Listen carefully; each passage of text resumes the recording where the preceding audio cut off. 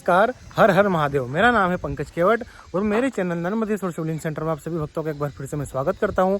आज मैं आपको दिखाऊंगा अखंड शिवलिंग जो कि घर में रखे जाने वाले होते हैं, वो कौन कौन से प्रकार के होते हैं तथा अखंड शिवलिंग क्या होता है। अखंड शिवलिंग मतलब जो जिसमें ऊपर वाला भाग शिवलिंग और नीचे वाला भाग जलहरी, जिसको कई लोग थाला या स्टैंड भी बोलते हैं, वो दोनों शिवलिंग और जलहरी एक ही पत्थर से बने हुए होते हैं। उस शिवलिंग को कहते हैं अखंड नर्मदेश्वर शिवलिंग। आज मैं उन्हीं शिवलिंग के बारे में आपको दिखाने वाला हूँ, बने रहिए इस वीडियो में। तो दोस्तों, यह सभी शिवलिंग माँ नर्मदा के पवित्र पत्थरों को तराश कर बनाए गए अखंड नर्मदेश्वर शिवलिंग हैं, जिनमें कि मैं आपको यह जो पहला शिवलिंग दिखा रहा हूँ, अब इनको देख सकते हैं कि अभी इनकी फिनिशिंग नहीं की गई है। जब इनकी फिनिशिंग की जाती है तो यह पूरी तरीके से चमकने लगते हैं। अभी जब इनका असली स्वरूप जानना हो तो इनको एक बार पानी में डुबाना पड़ता है, तब जाकर इनके अंदर की जो भी प्राकृतिक मालाएं हैं वह उभर कर सामने आती है। तो आप देख सकते हैं कि यह शिवलिंग बहुत ही प्यारा शिवलिंग है और इसमें पूर्ण प्राकृतिक तरीके से कई सारी दिव्य मालाएं बनी हुई है। इसलिए इस शिवलिंग का नाम अखंड जनेऊधारी नर्मदेश्वर शिवलिंग रखा गया है। तो यह शिवलिंग जो है यह घर के लिए बहुत ही अच्छा शिवलिंग होता है तथा इस शिवलिंग को हम घर में स्थापित कर सकते हैं। अब इसके बाद में चलते हैं दूसरा शिवलिंग देखते हैं। तो जो दूसरा शिवलिंग है वो आप देख सकते हैं कि छोटे साइज में है। आप मेरे हाथ को देखकर अनुभव कर रहे होंगे कि यह कितना बड़ा शिवलिंग होगा। इसमें यह जो ऊपर वाला शिवलिंग है यह 2 इंच का है और यह जो जलेरी है जो इसकी लंबाई इस तरीके से है आगे से पीछे, ये 4 इंच की है। आप देख सकते हैं अभी ये बहुत ही सुंदर दृश्य है और इनमें कई सारे प्राकृतिक चिन्ह बने हुए हैं जिनका निर्माण माँ नर्मदा स्वयं करती है। अब बढ़ते हैं अगले शिवलिंग की ओर। तो दोस्तों, जो हमारा अगला शिवलिंग है वह फिर से जनेऊधारी नर्मदेश्वर शिवलिंग है, ये देख सकते हैं। लेकिन इस शिवलिंग की एक खास बात यह है, यह इन दोनों शिवलिंगों से अलग इसलिए है क्योंकि यह जो शिवलिंग है इसका पूरा नाम महाकाल जनेऊधारी नर्मदेश्वर शिवलिंग रखा गया है। इस नाम के पीछे जो कारण है वही है कि जिस भी पत्थर में माँ नर्मदा के जिस भी पत्थर को तराशते हैं, जब हम तराशते हैं तो उनमें जो प्राकृतिक चिन्ह निकलते हैं, अगर उनमें कहीं पर इस तरीके से कोई चिन्ह आ जाए, यह आप देख सकते हैं कि शिवलिंग के ऊपर एक आकृति बनी हुई है, यानी कि शिवलिंग के बीचों बीच में एक जैसे महाकाल भगवान का श्रृंगार किया जाता है उसी तरीके से एक चिन्ह बना हुआ है। तो इस चिन्ह की वजह से इस शिवलिंग को महाकाल कहते हैं तथा इनमें कई सारी बारीक बारीक जनेऊ यानी कि मालाएं बनी होती हैं, इसलिए इस शिवलिंग को जनेऊधारी भी कहते हैं।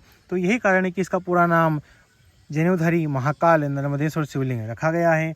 अब बढ़ते हैं अगले शिवलिंग की ओर। तो हमारा जो अगला शिवलिंग है वह है एक दिव्य माला वाला जनेऊधारी नर्मदेश्वर शिवलिंग। ये आप देख सकते हैं कि इसमें कई सारी मालाएं बनी हुई है जो कि शिवलिंग को बहुत ही सुंदर बना रही हैं। यह सारी मालाएं पूर्ण प्राकृतिक तरीके से स्वयं माँ नर्मदा के द्वारा बनाई जाती है। अब बहुत लोगों को कन्फ्यूजन रहता है कि आखिर माँ नर्मदा के पत्थर में ही क्यों इस तरीके के चिन्ह निकलते हैं, या माँ नर्मदा के जो पत्थर होते हैं उन्हीं को क्यों नर्मदेश्वर शिवलिंग का कर उनकी सबसे अधिक महत्ता होती है। सभी शिवलिंगों में जो सबसे अधिक महत्ता होती है उनकी ही क्यों होती है। तो मैं आपको बता दूं कि माँ नर्मदा को भगवान शिव ने अपनी पुत्री माना है, अर्थात जो माँ नर्मदा हैं वो भगवान शिव की पुत्री कही गई है तथा भगवान शिव ने उनको अपनी पुत्री होने के नाते एक आशीर्वाद दिया था कि उनके जल का हर कंकर शंकर के रूप में पूजा जाएगा।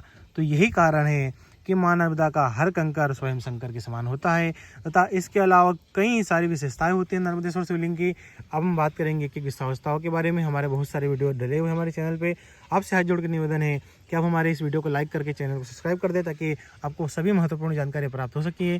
तो यह जो मेरे साथ में अभी आप देख रहे हैं शिवलिंग, इसको जटाधारी अखंड नर्मदेश्वर शिवलिंग कहते हैं। यह भी 2 इंच के हैं, आप इनका जो साइज है उनका अनुभव कर सकते हैं।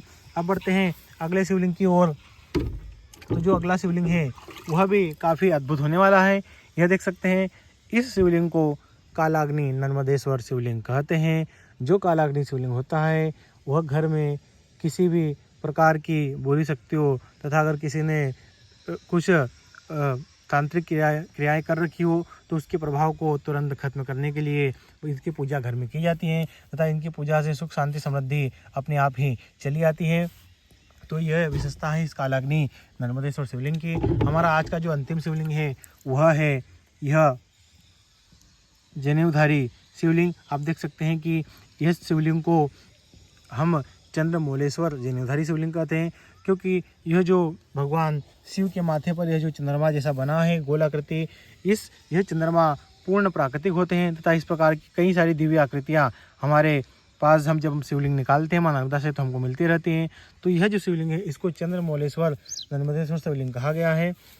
दोस्तों, अगर आपको इसी तरह के का कोई भी शिवलिंग अपने घर में स्थापित करना हो या किसी भी प्रकार की जानकारी चाहिए हो तो आप निश्चिंत स्क्रीन पर दिए गए नंबरों पर हमसे बात कर सकते हैं। आपको संपूर्ण जानकारी दी जाएगी तथा यह शिवलिंग हम भारत तथा विदेश के संपूर्ण कोनों तक भेजते हैं और यह घर घर पहुँचाए जाते हैं। अगर किसी भी भक्त को नर्मदेश्वर शिवलिंग अपने घर में या किसी बड़े मंदिर में बड़े शिवलिंग की इच्छा हो, अगर किसी को स्थापित करना हो तो निश्चिंत होकर आप हमें संपर्क कर सकते हैं।